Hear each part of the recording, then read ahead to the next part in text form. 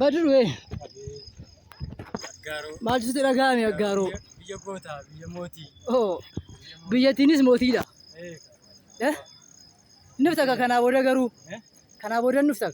Sirriitti malee. Biyya miidhagduu.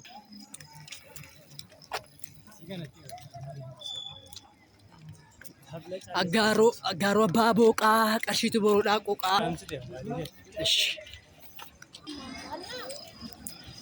Aggaaroo abbaa booqaa qarshiitu boroodhaa qoqaa jedhamti faayida. Faayida torbeetti meeqa dhufta?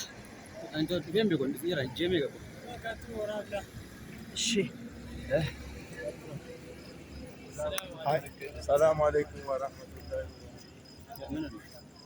Eessa dhufenni? Hawoo?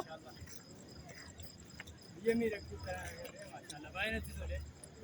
Dhufuu kootiif guddaan itti gammadee ammas kana caalaa deddeebi'ee dhufuu kootiif yaa'in biraa inshaallah baay'ee namatti tola. Biyyi kun biyya baay'ee namatti tola. Kun immoo barcuma miila sadii jedhama. Miilli tokko jaalala, miilli tokko tokkummaa, miilli tokko immoo dhiifamaa. Barcuma miila sadii, barcuma abbaa jifaar jedhama beektamii?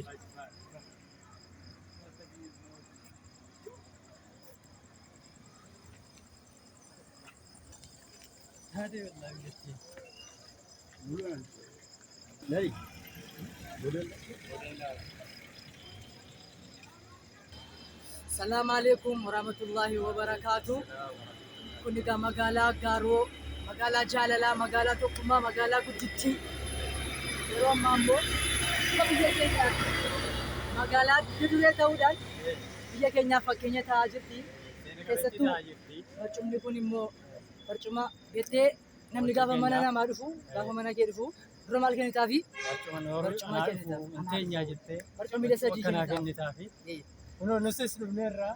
Sana jechuun immoo jaalala, tokkummaadha, waliin jiraachuudha, dhiifama. Namni gaafa waldan walitti isa Aggaarooti. Walani gara waliin kaasuun jiru. Guddaa galatomaa nu waliin taa'amas. Bareechee seenaadha bakka dhufneerraa masa